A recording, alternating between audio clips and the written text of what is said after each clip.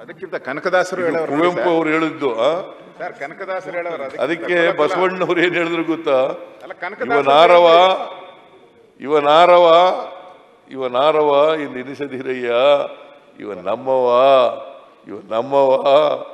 ನಮ್ಮವ ಎಂದೆನಿಸಯ್ಯ, ನಿನ್ನ ಮನೆಯ ಮಗನೆಂದೆನಿಸಯ್ಯ ಕೂಡಲ. ನಿನಗೆ ಕನಕದಾಸರು ಏನ್ ಹೇಳಿದ್ರು ಗೊತ್ತಾ? ಕುಲವೆಂದು ಒಡೆದಾಡದಿರಿ, ಕುಲದ ನೆಲೆಯವರು ಬಲ್ಲಿರ. ಅದು ನಿಮ್ಗೆ ಹೇಳಿದ್ ಸರ್, ಅದು ನಿಮ್ಗೆ ಹೇಳಿದ್ರು ಅಹಿಂದ ಎಲ್ಲ ಮಾಡ್ತಾ ಇದ್ದೀರಲ್ಲ, ಅದು ನಿಮ್ಗೆ ಹೇಳಿದ್ದವರು ಮಾಡಬೇಡಿ ಅಂತ.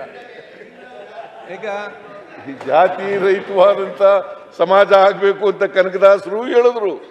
ಎಲ್ಲ ದಾರ್ಶನಿಕರು ಹೇಳಿರೋದು, ಎಲ್ಲ ಧರ್ಮಾಧಿಕಾರಿಗಳು ಹೇಳಿರೋದು. ಯಾರು ಹೇಳಿದ್ದಾರೆ ನೋಡೋಣ?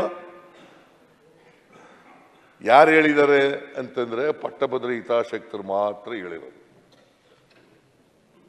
ಯಾರು ಪಟ್ಟಭದ್ರ ಹಿತಾಸಕ್ತರು ಇದರಿಂದ ಜಾತಿ ವ್ಯವಸ್ಥೆಯಿಂದ ಲಾಭ ಪಡ್ಕೋಬೇಕು ಅಂತ ಇದ್ದಾರಲ್ಲ, ಅವರು ಮಾತ್ರ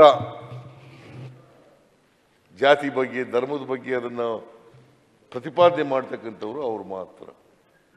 ಅದರಿಂದ ಮಾನ್ಯ ಅಧ್ಯಕ್ಷರೇ, ಈ ಅನುಭವ ಮಂಟಪ ಇದೆಯಲ್ಲ, ನಾವು ಇದನ್ನ ಇವತ್ತಿನ ಪ್ರಜಾಪ್ರಭುತ್ವ ವ್ಯವಸ್ಥೆ ಇವತ್ತೇನು ನಾವು ನೋಡ್ತಾ ಇದ್ದೀವಿ,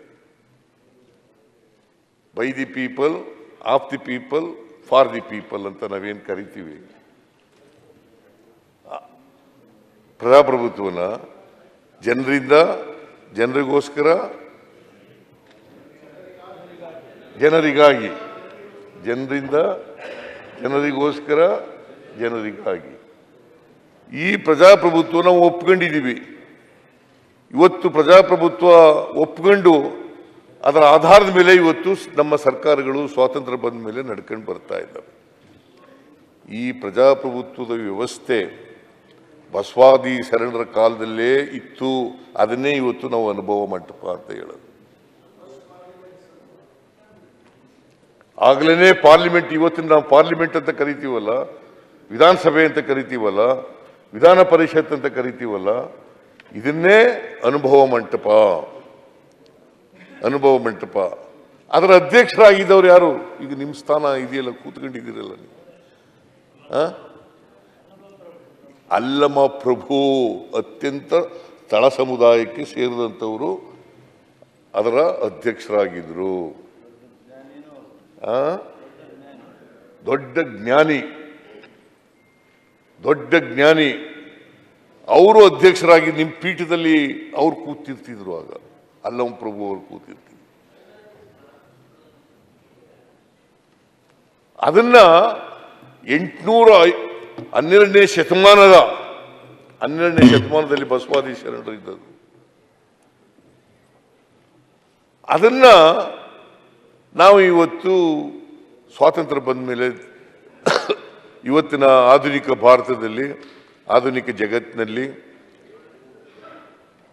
ನಾವು ಪ್ರಜಾಪ್ರಭುತ್ವದ ರೀತಿಯಲ್ಲಿ ಯತ್ನಾಳು ಪಾಪ ಅವರು ತೆಗೆದ್ರೆ ಅನಿಸಿಕೆ ಚಲೋ ಆಗತ್ತೆ ಅವ್ರಿಗೆ. ಅದರಿಂದ ಮಾನ್ಯ ಅಧ್ಯಕ್ಷರೇ, ಈ ಅನುಭವ ಮಂಟಪ ಅಂತಕ್ಕಂಥದ್ದು ಇದೆಯಲ್ಲ, ಅವತ್ತಿನ ಪಾರ್ಲಿಮೆಂಟ್